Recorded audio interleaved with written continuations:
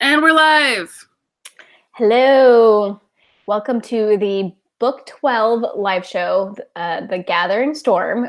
And reminder that this is a spoiler live show. So if you haven't read the book, you should probably see your way out and come back to this one after you have read it.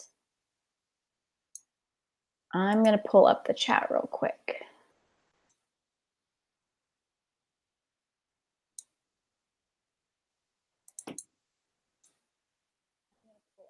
Oops. Okay.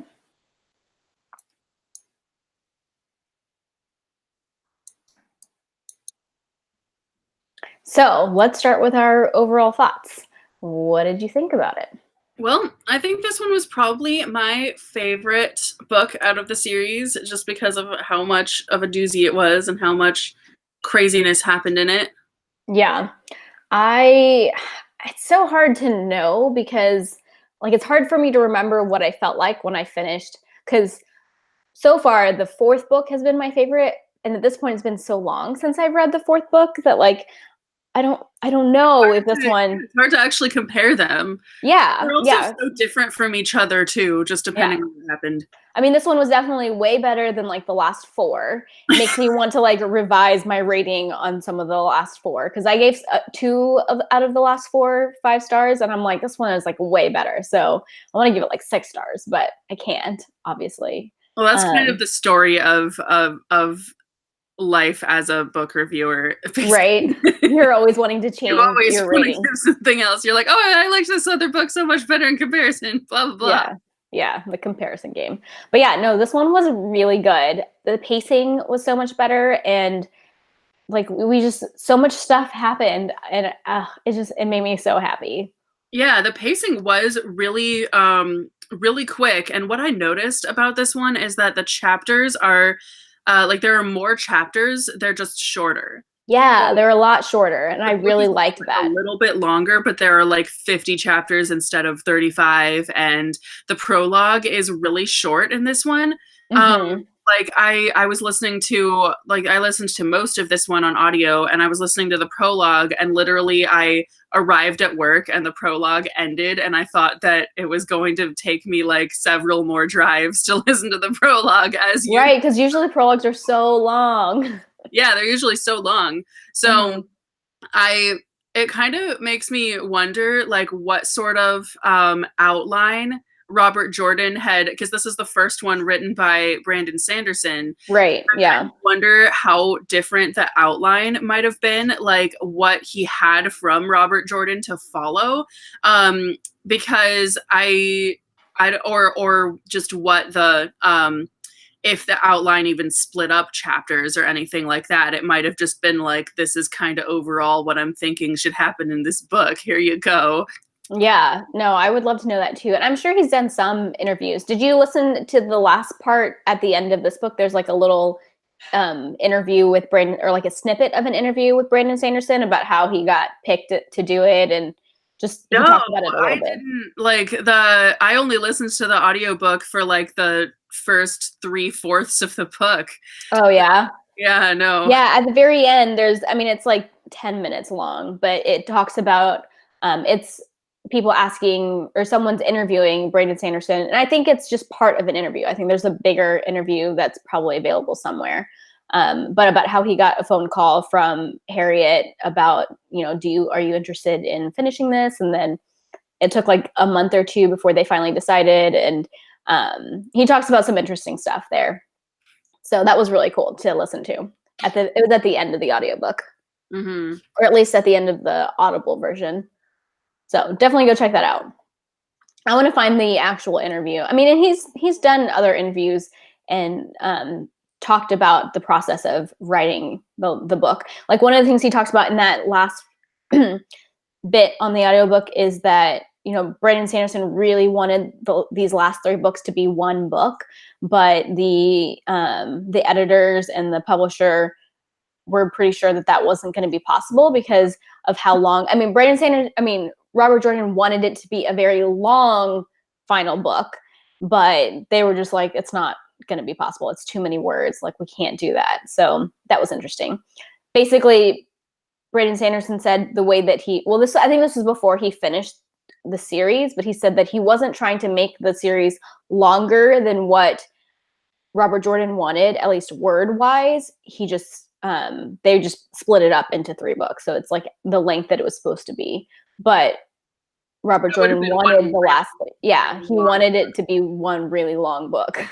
It's like 3 of Lord of the Rings stuck together. Yeah. So, I mean, I'm glad that they split it up. There's no way I could have gone through it as one book, you know? Yeah, that would have been kind of a lot of plot to put in one book compared to the rest of the series, all of that. Yeah. And it's just such a like night and day difference between the last 4 books and this one as far as like pacing. But at the same time, I think that Brandon Sanderson did a really good job of preserving the characters, and like I didn't notice a difference in the characterizations, but I guess the only thing that I really noticed was a difference in the pacing, and that a difference in the description. Like I think Brandon Sanderson has a much more like direct writing style, and I think that shows a little bit. And like he didn't do as much of like the describing of what people wear, but he did it enough that you still knew everything that you needed to know. Yeah, exactly. Yeah. I kind of thought the same thing. Like, I mean, his writing style is very direct, and I mean, I've read like 5 of his books before, so it didn't really surprise me that there was a difference in writing style. But the pacing, the chapters being split up and being so much shorter did somewhat surprise me. I did kind of think like, oh, that's so weird. Like, I don't know. It's just one of those things that I hadn't really like expected necessarily. Yeah. I think it worked a lot better though. I liked it. I think it really did. Yeah. So what were some of your favorite things that happened? Well, let's see here.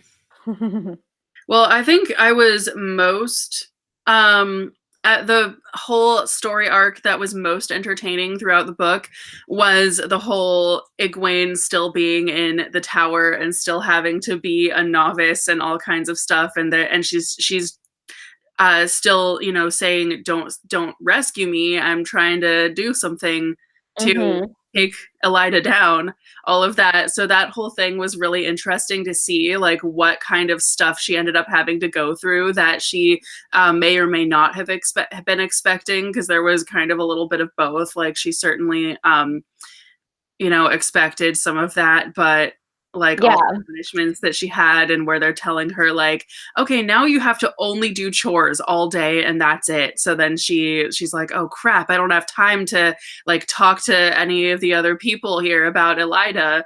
And but then she still has to find a way around it. Yeah, I think that Egwene really shined in this book. Her storyline was definitely my favorite. And I've always liked Egwene, but she wasn't one of my favorite characters. But in this book, she really shines and she really won me over. I just feel like she was such a badass in this book. Like I loved her. Yeah. And her storyline was so good. I loved that when she was in the, oh yay, Graf was able to join us. He's the one who sent me the email with like lots of thoughts. So yay, I'm glad you're able to be here, Graf. What was I saying? Oh, when she was in, I think she did such a good job of undermining Elida when she was in the tower, like the way that she was able to do it. And she really, like, her love for the tower really shines through. Like she really does have the good of the tower at heart and is trying to do everything she can. And like the way she handled things at the end when she was able to come back and everything, like I just think she made all the right decisions. Like she did exactly what needed to be done to bring the tower back together. And I thought that was so cool. Like even making the rebels like apologize and all of that, and even saying like, you know, obviously she had a part in it and admitting to that. And she just did all of the right things. And then when she had the red sister that was the mistress of novices be her keeper, like that was genius. Like she was so smart. I loved everything that she did in this book. And I thought she did a really good job. So all of the things that I have remembered from previous reads have finally happened. Like the last things that I was waiting on, where I knew that the Shan-Chan were going to attack the tower, which obviously that had been like foreshadowed, but I had a very vivid memory of Egwene like fighting back from the tower, and like I didn't remember that she had all of the novices with her and that she was like kind of taking charge, but I remember reading about her standing in a hole and like fighting the Raken and stuff. So like that finally happened. And then the other thing that I had remembered this whole time, but I did not remember how it panned out, was that Varen was a dark friend or was Black Aja. Like this whole time I've known that she was, because that was such a vivid scene to me on the last time I read it.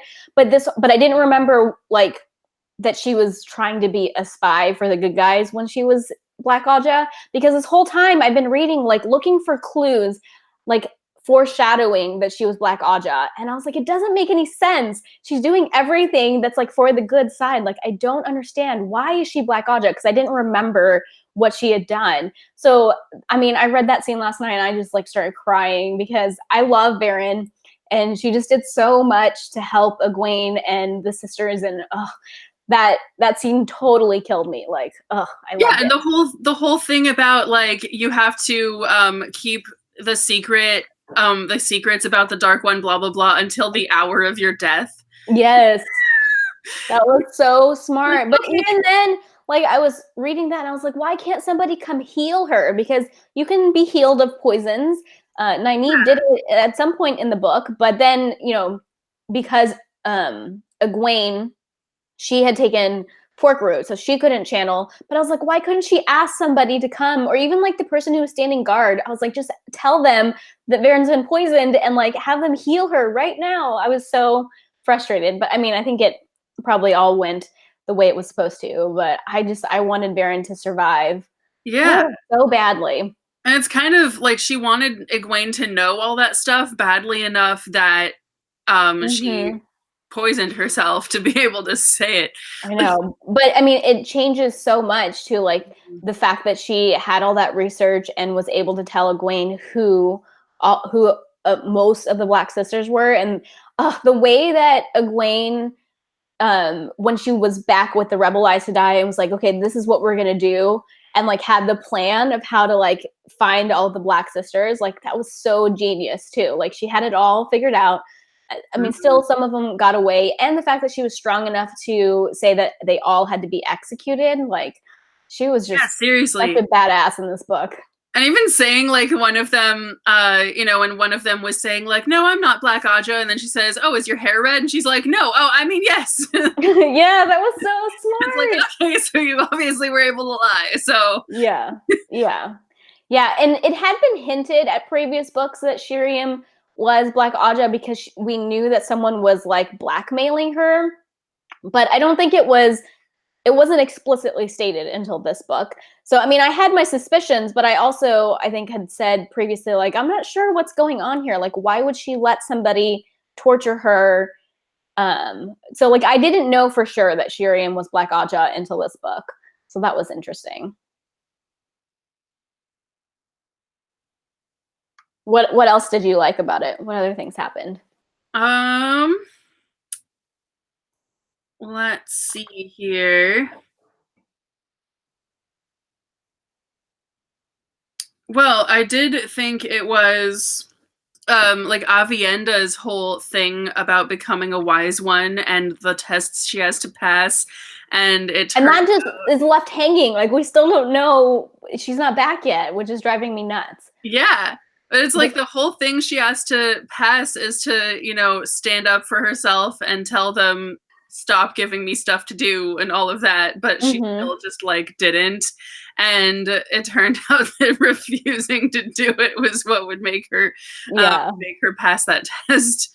Yeah, I was confused too. I was like, what are they doing? Like, why are they making her do all these things? So I was just as confused as she was. And she went along with it for like a long time and all that stuff. Yeah, and I love that it ended up being Min who like kind of upset her enough to do something about it. Like that was cool. Yeah. Yeah, and then I also thought it was kind of funny, kind of along those lines with Avienda and Min. I thought it was kind of funny that Avienda was calling Min like unskilled and stuff, and then wondering why she was insulted by it. Like, that's not an insult. That's just who you are. You don't have. Yeah, I'm just telling the truth. And she doesn't get why Min is all offended by that. Yeah. Their conversation was so funny because it's another example of how Robert Jordan does cultures so well, because there's these two women who I think in many ways are very similar, but who obviously have very different views. And because of the culture that they grew up in, like Min was saying that, like, you know, I thought maybe you'd want to fight me or something, like fight over a man, because that's like what she imagines Aiel would be like. And women in her culture aren't used to sharing men and would fight, if not like physically over men, but they would fight about it. So that's like what she came into it expecting. And then Avienda's like, what? This girl's crazy. Why would we fight over a man? That's the dumbest thing I've ever heard. I just, it was so funny. Mm-hmm. Yeah. Yeah, they have a pretty funny relationship. Just overall. They do. They were like the two who never even actually knew each other. Like, they both knew Elaine, but they didn't know each other until they had all decided they were all gonna marry Rand. So they're like, okay, gotta get to know this other chick. Yeah, I hope they continue to grow their friendship. I mean, they had very little time together in this book, I think, because even Min was like, well, when you got here, I thought you'd come find me, but like you didn't, which I thought was funny. And then now Avienda is off in the waste. I hope that we get to see her tests that she does. Like, I hope that's in the next book or something, but it might be one of those things that happens behind the scenes and we'll just, catch up with her afterwards. But I want to know what the test for Wise One is like, because we didn't get to see her test to become like, not an accepted, but a Wise One in training, because she had to do a test too, and we didn't get to see that. So I wonder if we're going to see the test to become a Wise One. Yeah, that is a good question. Yeah. So another interesting thing that happened in this book. Well, okay, so at the end of the last book, Perrin had gotten a bunch of the Two Rivers men to help him to fight in Malden, and so he brought Tam. And so I have been like really anticipating, I guess is the right word, when Rand and Tam get back together. So that happened in this book. And that was very emotional and did not go well at all. Yeah. Definitely not. Yeah. I was so nervous. Rand has been so crazy. Oh, actually, we'll go back a little bit in Rand's timeline in this book. My heart basically stopped when Semirog escaped or was like let free and then shows up in Rand's room and puts the collar on him. I was like, holy crap, what is gonna happen? And it was only like at, I don't know, 40-50% through the book, and I was like, oh my god, this is crazy. I was so nervous. And I'm glad that he was able to get out of it, because I couldn't see how he was going to be able to get out of it. So I guess he tapped into the true power. And I have a feeling that that's why he's been acting so evil. Like all of the things that he was doing where he was very emotionless, and he basically had just like given up and was like, this is just what I need to do. I think all of that is just an influence from is he called the Dark Lord? The Dark Lord. That just sounds so like a common name for an evil or whatever. But yeah, I think that was the Dark Lord's touch, basically. Like, and because every time he well, maybe not when he actually killed Grandal, which was a pretty awesome scene too.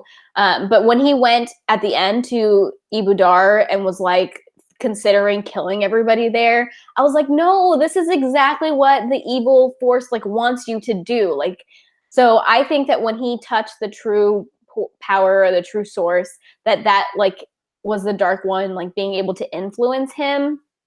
But I think by the end of the book, when he kind of came to his senses at Dragonmount, I think he's like cured of that at this point. At least I hope so. Yeah, really. And yeah, that whole part where the collar gets put on him made me pretty nervous as well. Especially, like, I seriously thought Min was gonna die. Like, me too. And then that was just gonna break Rand even more. Like, I was so sad. Yeah, I mean that was actually pretty terrifying. I was gonna say something else about it, but I don't remember what it was. Yeah. Um, So, I guess I want to know who. Uh, okay, so there was a Black Aja who is the one who actually set Semarog free, but I want to know if someone was involved in, like, why did that Black Aja lady, like, I think somebody told her to go do that, and I want to know who that was. I don't think she just did it on her own, because why did she wait until then? And Shadar Haran, that Murdril that's not a Murdril, came to visit her while she was there. I don't know. That stuff was all really interesting. I'm glad Semarog is dead because I didn't like her. Oh, but that reminds me of when. Oh, okay. Before I move on to that point, but then at that point is when Rand like banishes Cadsuane, and I was so mad at him. I was like, "You are an idiot! Like, why would you banish Cadsuane?" And at first, I thought it was because he thought that she was involved in like Semarog getting out. But now, after I finished the book, I don't think he actually thinks she was involved, but he just thinks that she was like incompetent. Yeah, I think he was just mad that that even happened to him. So Yeah. just because that collar and stuff was in her, kind of under her watch, that he blamed her for it. Yeah. But I wish that he didn't. Like, I hate that he banished her and doesn't trust her, because I especially now that Egwene has like this whole list of Black Aja and Cadsuane's name wasn't on it. Like, I totally trust Cadsuane, and I feel like she has a lot of wisdom. So I'm so mad at Rand about that. Yeah. Gosh, I think Rand is just really good at alienating everyone who can actually help him lately. Like, I know, but I think with the way the book ended, that he's going to be better in the next book. mm-hmm. Yeah, and I also thought it was kind of interesting that there was the whole thing about Luz Theron being in his head kind of came up again, and he and Min kind of talked about, like, no, he's definitely a separate entity, blah blah blah. And let me see. And just because Luz Theron knew when Rand was using the power to finally overcome the control of the collar when he's about to kill Min and all of that, Luz Theron acts like he knows what it is that's going on. Mm-hmm. Whereas Rand had never seen that before. And so it almost does seem like Luz Theron is a completely separate entity in him. Yeah, it does. But More then so at than the before. end of the book, they say that he doesn't hear Luz Theron's, like, that was the last time he was going to hear Luz Theron's voice in his head. I don't know if that's because somehow they've like merged, or I don't know. We've got some people in the chat. Graf said that he thinks banishing Cadsuane was like putting Rand into another box, and that it actually brought Nynaeve closer to Rand, which I agree. That was like the only positive out of banishing Cadsuane, is that he trusted Nynaeve more. And Nynaeve, I think, did a good job in this book of like helping Rand to keep his humanity. I'm glad that he like listened to her, and that no matter what, she's still like fighting for Rand to do the right thing. So I think that's the one good thing that came out of Cadsuane's banishment. I just wish Cadsuane would trust Nynaeve more. Like, come on. Oh, and Sir Booksage popped in to say hi, and that he's going to be watching the replay later because he's still got an hour left to finish the book. Yeah, definitely watch the replay. The ending of this book was pretty epic. So, okay, so going back to Rand, I wanted to talk about how he killed Grandal. I was like so confused because he, called Nynaeve to him, and then called this royal guy, and told him like, hey, I'm going to send you to go talk to this woman. And he knew that Grandal was going to put compulsion on him. So the whole time I was like, oh my God, what are you doing? Like, why are you putting this man in danger?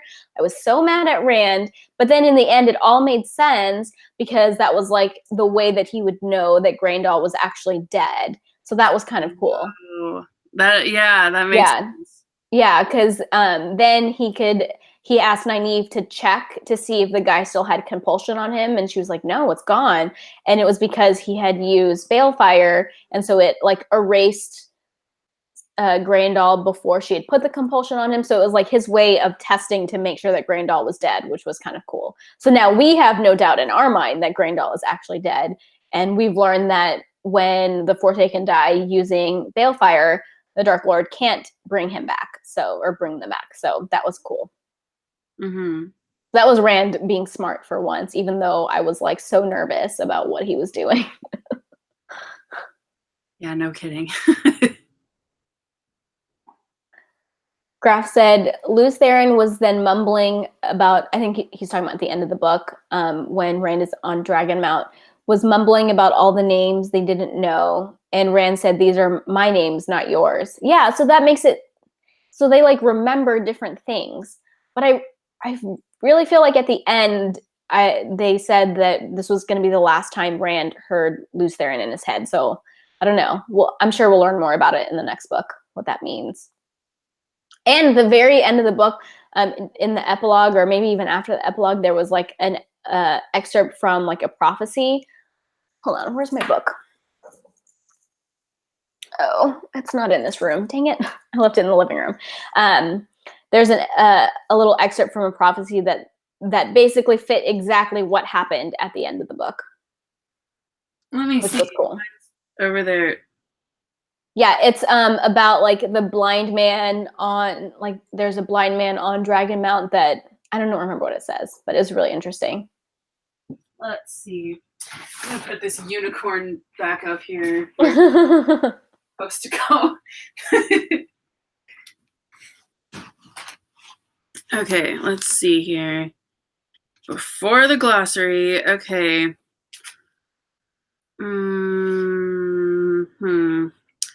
At the end of time, when the many become one, the last storm shall gather its angry winds to destroy a land already dying, and at its center the blind man shall stand upon his own grave. There he shall see again and weep for what has been wrought. Is that what you were talking about? What I was talking about.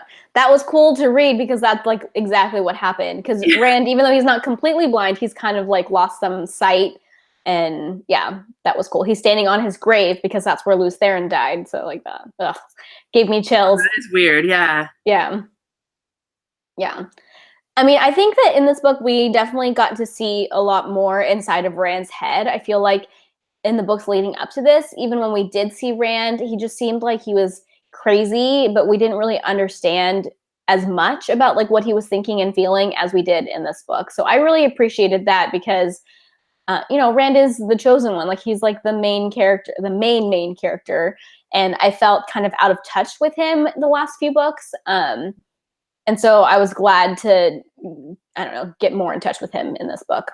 Yeah, me too. Yeah. Oh, but that scene with him and Tam and how he almost killed him. I know. I was so worried. Oh my gosh. Yeah. But I think that he's going to see Tam again, and hopefully like work things out a little bit. So that'll be good. Yeah. That scene kind of made me think of like any time when you get into an argument with a parent and then you kind of see how sad they are about it, really. Mm-hmm. And you're like, oh gosh, why can't I take my words back? Like that stuff, basically. No, he totally regrets what he said. So and then Tam going to Cat Swain and be like, what did you do to my son? I just felt so bad for Tam. Because, he hasn't seen him in a very long time, and Rand is a completely different person. So, but hopefully he continues to play a big part in the next books. Yeah. So what did you think about when Rand met with Tuon finally and how that all went down? Like for some reason, I thought that they were going to be able to make a truce. Like I was like totally expecting Tuon to be like, okay, yeah, let's, because even Tuon, when it was like another scene leading up to them meeting when she was trying to decide if she should meet with him, she kind of was like on board with the idea that like the last battle is coming and the Shan-Chan need to be fighting the shadow and not fighting, like conquering the land. So I thought for sure that she was like on board to make a treaty with him. And then she was just like, no. And I was like, oh my God, she made me so mad.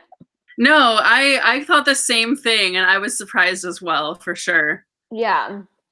I mean, and good for Rand for kind of like holding it together and not like attacking her right then and there, because he's so like volatile. You never know what he's gonna do.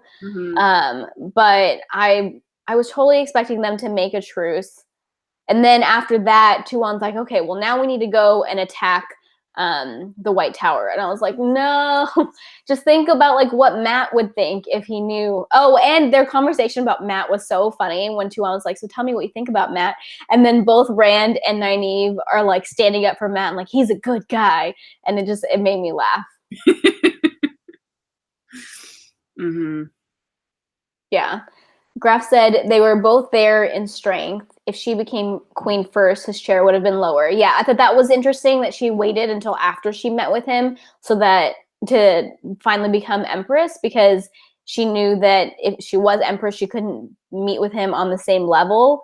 And if she was still just not the daughter heir, but the daughter of the Nine Moons, then she could like meet with him as equals. I thought that was interesting. That's a really good point. I hadn't thought of that at all. Yeah.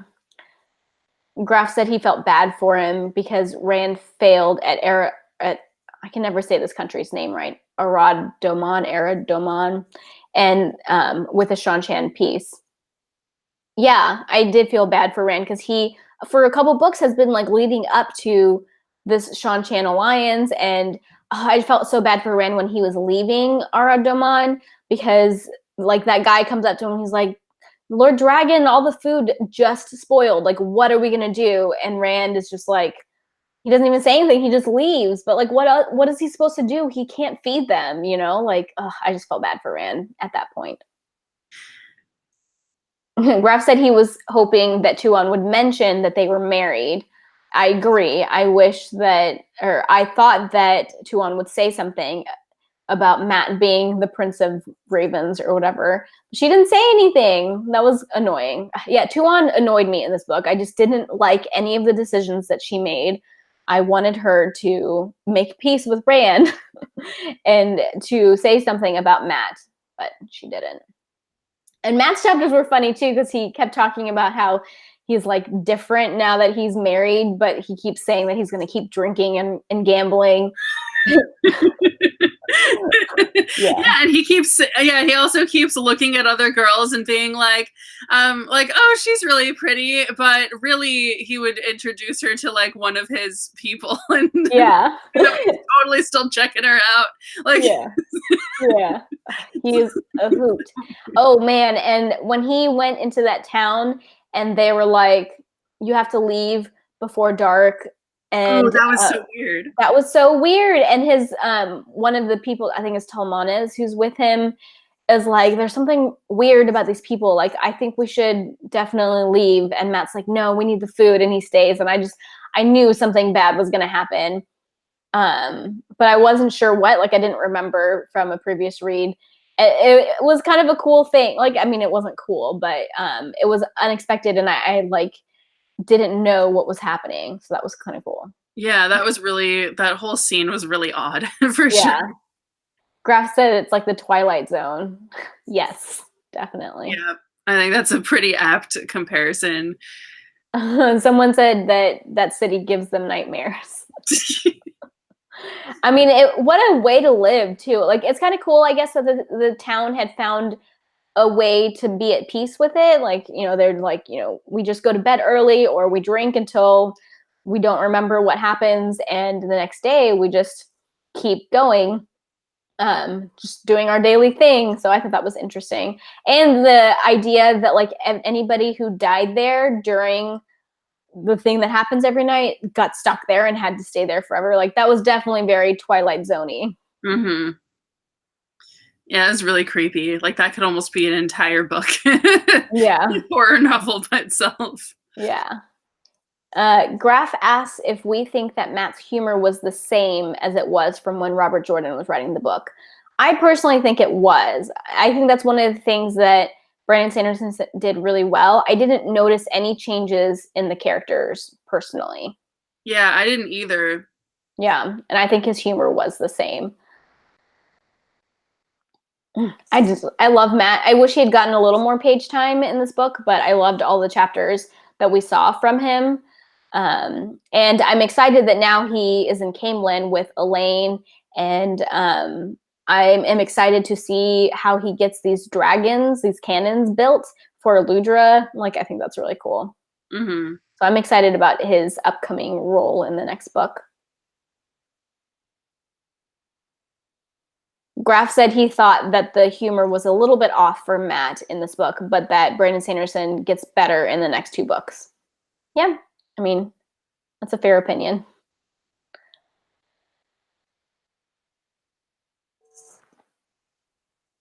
Let's see, what else happened in this book? Well, I think another person whose story arc was pretty interesting was Gawain. Oh, yeah. So he kind of, I mean, he's still under the assumption that Rand killed Morghese.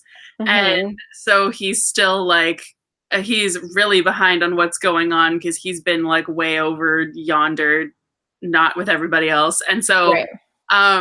yeah, and so it was kind of interesting that he sees an Aes Sedai working as like a washerwoman or something in camp and whatnot. And then he even asks her like, oh, are you Aes Sedai? And she says, no, I was, but Elida is a jerk. And yeah, that was interesting. that was all really interesting. And then kind of his relationship with Bryn, with Bryn, how like he kind of storms in trying to see Gareth Bryn, and then Gareth Bryn is like, what are you doing? This is not right. Their interaction was so, like, that scene made me laugh because so Gawain comes in and it's like, I need to talk to Gareth Bryn, and people like laugh at him. They're like, no, you're like a nobody. We're not gonna do that. And then he like defeats these people because he's a freaking blade master. And then Gareth Bryn shows up and he tells his like soldiers, like, the next time somebody tells you that they're royalty and they want to talk to me, just let them talk to me. That was so funny. And when Gareth Bryn realizes that Gawain's been leading the tower's forces, and he was like, I thought this person was doing too good of a job. I should have known it was you. That was funny too. Graf said that he was tired of Gawain. I was hoping that he would improve as a character. He is so much lower than Egwene. Yeah, I guess that's true. He was kind of annoying in this book. He's kind of like a lost puppy, just like following Egwene around and not really, he wasn't very assertive or didn't take any initiative, except when he went to go free Egwene when she didn't need to be freed. I was so frustrated when they saved her because she was like so tired that she couldn't even speak. And they were just like, oh, we're going to take you to safety. And in her head and in my head, we're both like, no, I need to stay here. Yeah, seriously. Like it's I think he was very one-track minded, and so he was very misguided in what he's trying to do, and the entire time it's like following everything that's going on is like, it was really frustrating to see him just be like, oh, I need to do this and this and this, and it's like, really, no, you should have just gone off, done that other you should just be with Elaine and Camelin right now. Like, you're just in the way here. But hopefully, like, I mean, I think that he is going to start to see Egwene as for who she is, and that she really is the Amerlin and will come to respect her. And I'm hoping he'll like grow into that role, because obviously Egwene still wants him to be her warder. So hopefully he can like live up to that, because at this point I agree with Graf that he's kind of like beneath her, but I hope he grows into that role. Yeah, I hope so too, because they had such a connection and stuff before, but now that he almost thinks that she's someone who's more like he has to defend her and stuff, whereas really she doesn't need to be defended. She needs someone to help her do all of this stuff. So, yeah, someone to respect her. I think it's a little bit of a trope, I guess, of you know, the damsel in distress who is like the man who thinks that he needs to save a woman, but she doesn't really need any saving. I mean, I feel like that comes up multiple times in the series. It reminds me of when the girls were saved by Matt, and they were like, "Oh, we were about to break free anyways," like from the Stone of Tear many books That's ago. right. He like shows up right in the Yeah, but it's another example of that, of like Egwene doesn't need to be saved. Actually, she's doing really well, but Gawain still thinks she needs to be saved.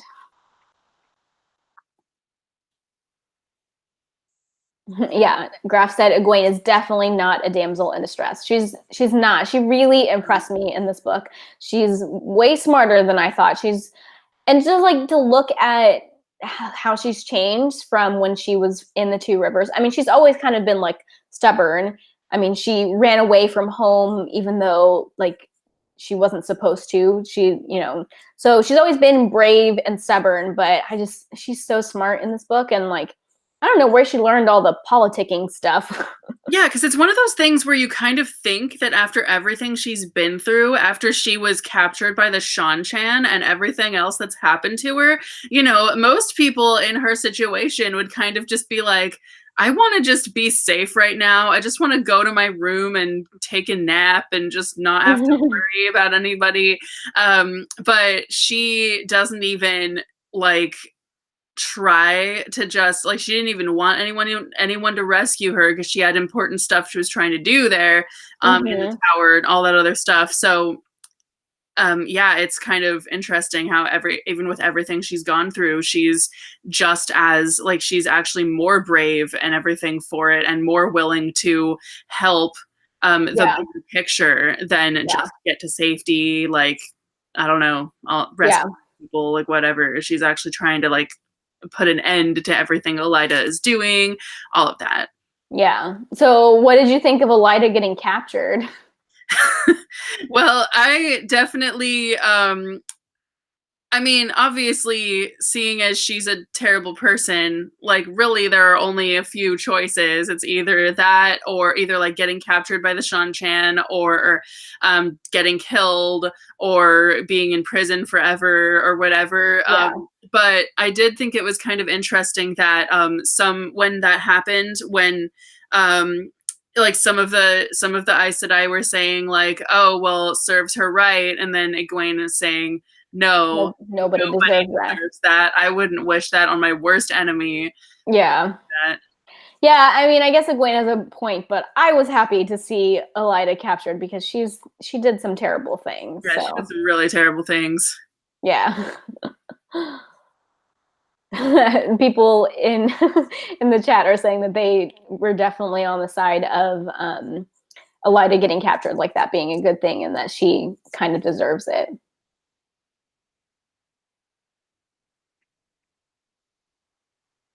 Yeah, I do wonder if she's going to show up later, though, just because she is still alive.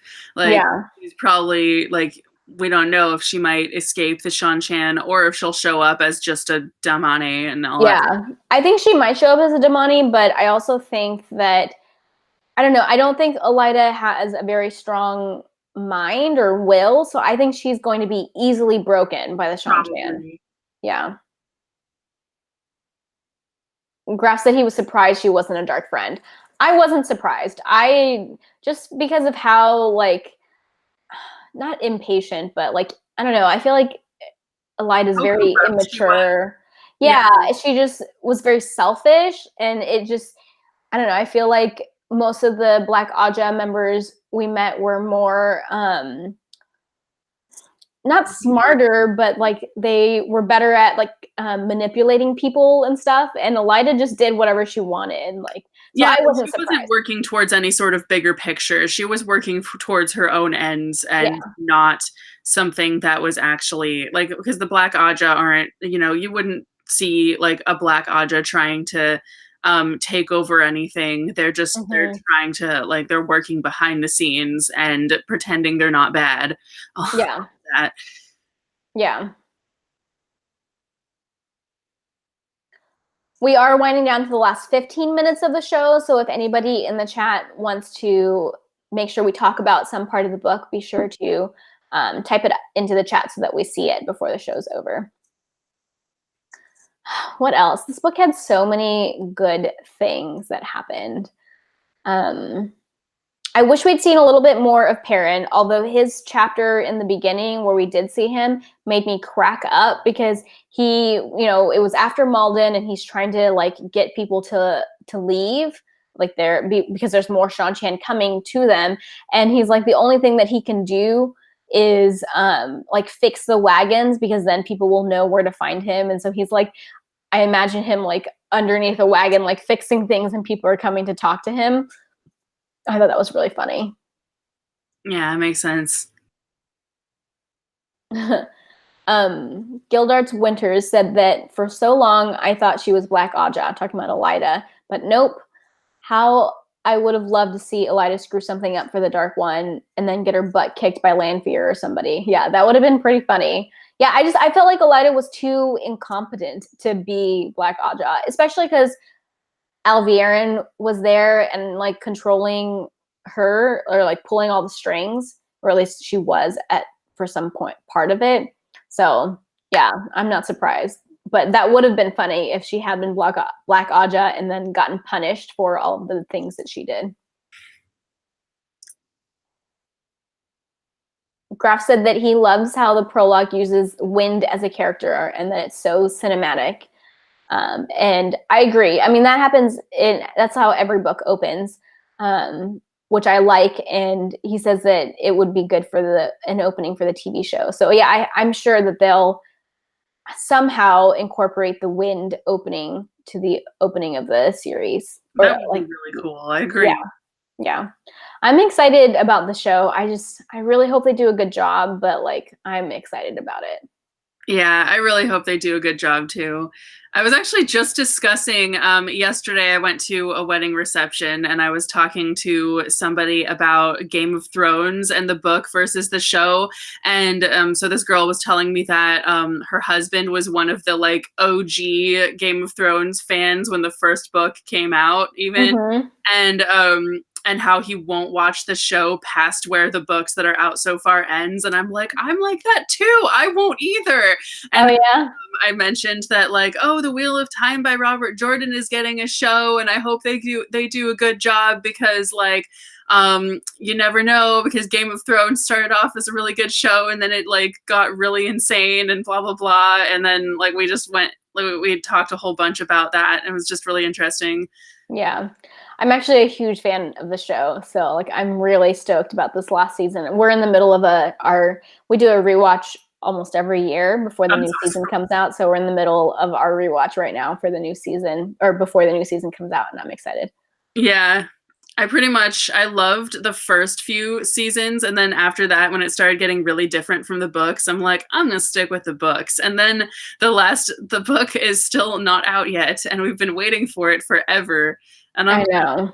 I don't want to see spoilers or non-spoilers or any of that. I think I'm just gonna read the book and then watch the show when the series is done. Yeah, that's understandable. I think the show is really good. There's just like so much foreshadowing, like because I've rewatched it so many times at this point. Like I love all the foreshadowing and stuff.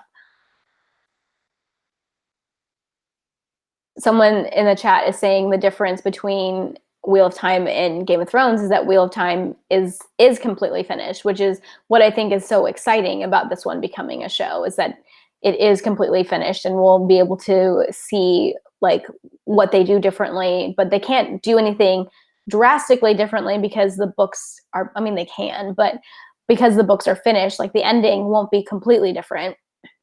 But also it's a classic. It's not only is it finished, it's been finished for a good long while.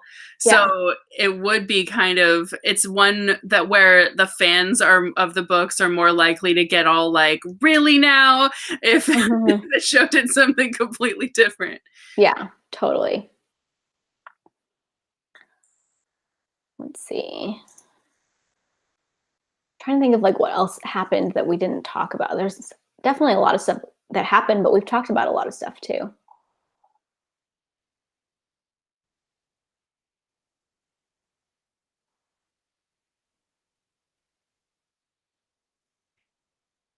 I was kind of like, the whole time I was reading, I was like, well, where's Moraine? When are they going to save Moraine? I know, they've been talking about it for a couple books. None of that happened yet.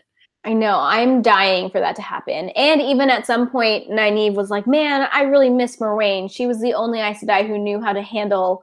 And so she has like no idea that they're going to save Moraine. And I'm like so excited about it. But I mean, it's coming closer.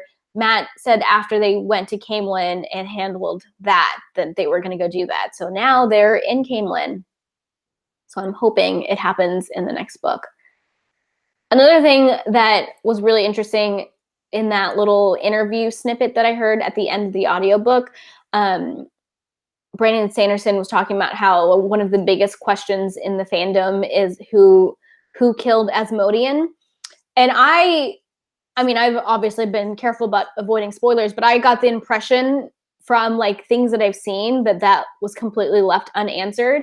But in his interview, Brandon Sanderson said that we're going to find out before the end of the series who killed Asmodean. So like, I'm looking forward to that too. That is really interesting. Mm-hmm.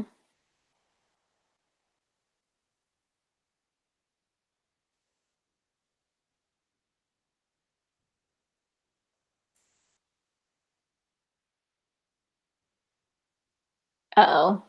Graf said he doesn't know. Oh. Graf said he still doesn't know who killed Asmodean, which worries me because haven't you finished the series, Graf? They didn't put it in after all. Yeah, maybe Sanderson lied to us. Oh no, yeah, Graf said he's reread the series and he still doesn't know. Okay, that's concerning. In this interview that Sanderson did, he said that he was going to tell us who it was. Graf said he must have missed it. Maybe. We'll find out. I'm definitely going to be looking for it. But Gildard's Wynard says something really funny. They said, I know who killed everybody. The author. Yes, the author. Definitely. Oh my gosh. Yeah. That reminds me of when I was in high school, Isabel Allende came and spoke at my school, and somebody asked her, is it hard to kill off a character that you worked so hard to come up with and blah, blah, blah. And she said, it's very easy to kill someone. And that was literally her answer. That's hilarious. Yeah. This book was so good. I'm so excited about the last two.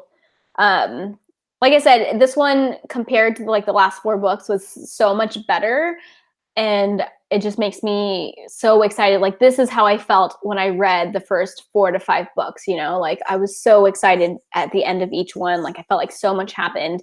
And, you know, there's the slog in the middle that everybody knows about, which I don't really fault Robert Jordan too much for it. Like, I mean, he got sick and I'm sure it wasn't easy to keep writing and everything. But I think that Brandon Sanderson picked it up amazingly and is going to do such a good job, or did a good job with the ending. I'm really excited. Mm-hmm. Yeah, Graf said this is why the last 3 books are so well loved. I can see that it's just like this book was night and day difference from like the last few. Mm-hmm. So I'm so excited.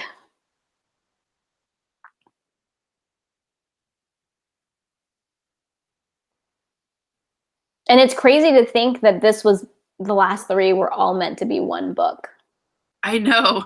It's insane. Like that's so much stuff in one book. That's like over a 3,000 page book. Yeah, it doesn't even make sense. And even in that interview, the Brandon Sanderson was saying that the publisher was telling Brandon Sanderson that he would have told Robert Jordan the same thing, that it needs to be 3 books. So it wasn't just that like it was because there was a different author. He would have thought that he would have said the same thing to Robert Jordan. Yeah, I mean, can you imagine carrying around a 3,000 page book? It's like we're reading a dictionary and you're carrying a dictionary around. You can't carry it around. It's so big. Like that would be hard to read. Like it's probably better. I mean, it's kind of crazy to Hey, quiet. Sorry. Like, it's kind of crazy to me that, like, with Lord of the Rings, it was supposed to be one book, and they were like, no, it should split up into 3 books because it's too long. But each of those books is not that long at all. So whenever you see an edition that is all in one book, it's still, like, not that bad. Like, it's like 1,000 pages, like, not that bad. But the last 3 books of the Wheel of Time series being one book, like, that's just, that would have been crazy. Yeah. Graf said it's the best ending of any fantasy series, which is pretty cool to hear.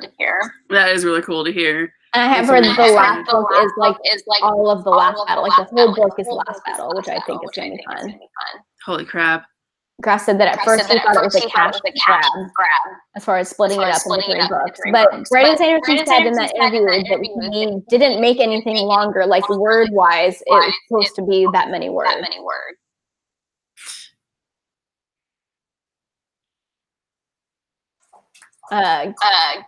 Gildart Winters said Lord of the Rings altogether would have been around 1,200 pages, and this would have been 3,100. It's insane. Isn't it so weird that people told J.R.R. Tolkien, like, no, that's too long, it needs to be 3 books, and it's, like, not that bad at all. No, it's not. I've totally read 1,200-page books before. Yeah. In this exact series, even. Yeah. Definitely. All right, guys. Well, I think that winds it down. I don't think there's anything else we need to talk about. I mean, a lot of stuff happened, but it was so much more concise and stuff that there wasn't. Well, I mean, we took up the whole hour. So. Yeah, it was just like 2 minutes, like 4 minutes left. All right. Well, thanks everyone who joined us live or who's watching us on a replay. If you have any thoughts about this book that are spoilery, leave them down in the comments section. And I guess we'll catch up with you guys next time when we talk about the 13th book. Okay. Bye, guys. Bye.